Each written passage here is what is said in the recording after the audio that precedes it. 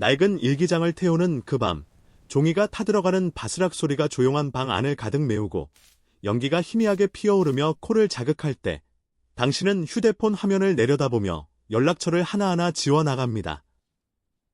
손가락이 떨리고 가슴이 답답해지지만 속으로 되뇌입니다.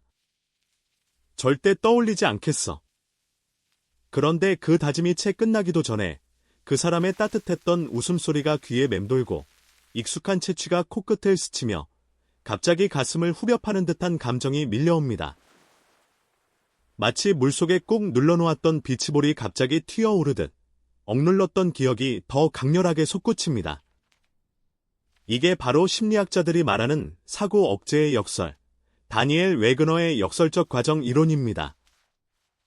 뇌가 의식적으로 그 생각을 막으려 애쓰는 순간, 무의식 속 감시 체계가 오히려 그 생각을 더 날카롭게 포착해버리는 거죠. 그런 위기 같은 순간, 지금 당장 당신이 할 수 있는 가장 빠른 대처법은 싸우지 말고 받아들이는 것입니다. 먼저 깊게 숨을 들이마시며 이건 뇌의 자연스러운 반동 효과야 라고 마음속으로 라벨을 붙여보세요. 그러고 나서 5, 4, 3, 2, 1 감각 그라운딩을 해보세요.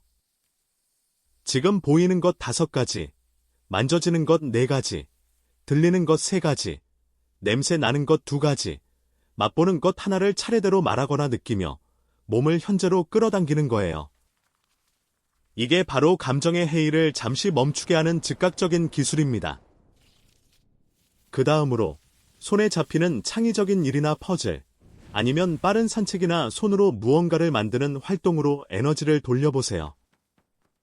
억누르려 애쓰지 말고 그 에너지를 다른 데로 안전하게 흘려보내는 거예요. 이 방법들은 스트레스나 피로가 쌓여 방어벽이 무너지는 찰나에 특히 효과적입니다. 실제로 많은 사람들이 이런 순간에 바로 적용해보고 생각의 홍수가 잦아드는 걸 경험하죠. 이 과정에서 뇌는 참으로 놀라운 일을 합니다. 당신이 지워야 해라고 반복해서 생각할 때마다 해부의 법칙에 따라 관련 신경세포들이 함께 활성화되면서 연결이 더 강해집니다. 마치 고압전류가 흐르듯 그 신호를 뇌가 생존에 중요한 정보로 착각해 미엘린 수초를 두껍게 씌우며 기억의 초고속 도로를 건설하는 거예요. 상실감이 더해지면 이 도로는 더 단단해지고 기억은 처음보다 더 선명하고 농밀하게 재형성됩니다. 지우개를 세게 문지를수록 종이가 찢어지고 연필 자국이 번지는 것처럼 억누르려 할수록 오히려 그 윤곽이 더 날카로워지는 역설이죠. 특히 분석적이고 예민한 지성을 가진 사람들에게 이 현상은 더 가혹합니다.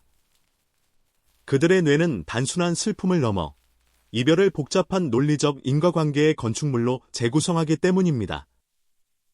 촘촘한 시냅스 연결과 높은 정보 처리 능력이 오히려 상처를 더 정교하게 복원해내는 양날의 검인 셈이죠.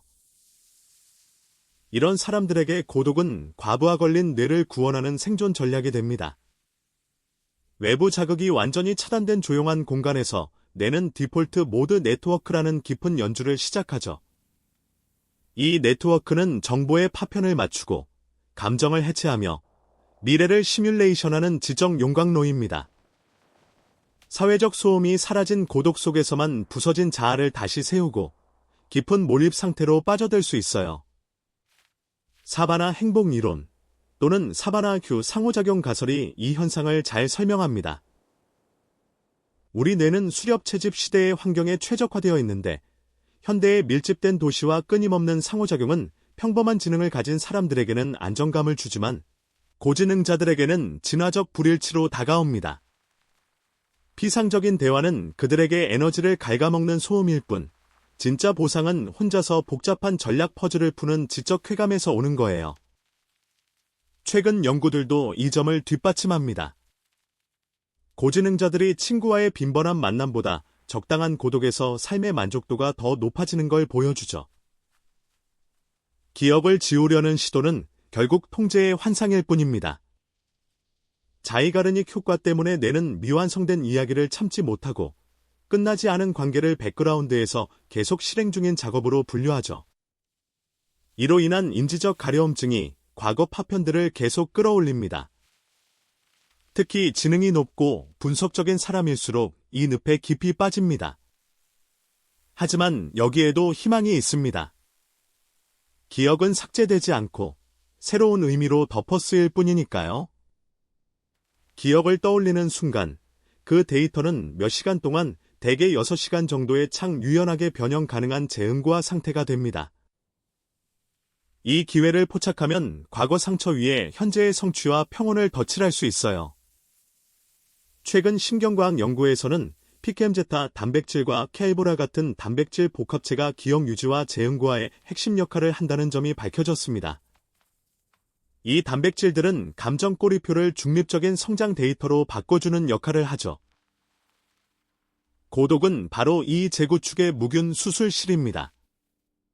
깊은 몰입 상태는 자아를 검열하던 뇌 영역의 기능을 잠시 낮춰 잡념을 줄이고 현재 목표에만 에너지를 집중하게 만듭니다. 외부 신호 쓰레기를 차단한 채 내면으로 향하는 이 침묵은 찢긴 마음을 꿰매는 완벽한 실입니다. 실제로 많은 고지능자들이 고독 속에서 창의성과 자기 이해의 합금을 만들어내는 걸 경험하죠. 예를 들어 한 작가는 이별의 아픔을 소설로 승화시키며 그 기억을 자신의 정체성 일부로 바꿔놓았습니다. 또 다른 연구자는 고독한 산책 중에 새로운 이론을 떠올리며 상처를 지혜로 바꿨죠. 이 과정은 단순히 있는 게 아니라 아픔을 녹여 창조성과 성장의 힘으로 벼려내는 우아한 작별입니다. 최신 연구들을 종합해보면 기억의 초고속도로는 폭파할 수 없지만 그 위를 달리는 감정의 종류를 바꿀 수 있습니다.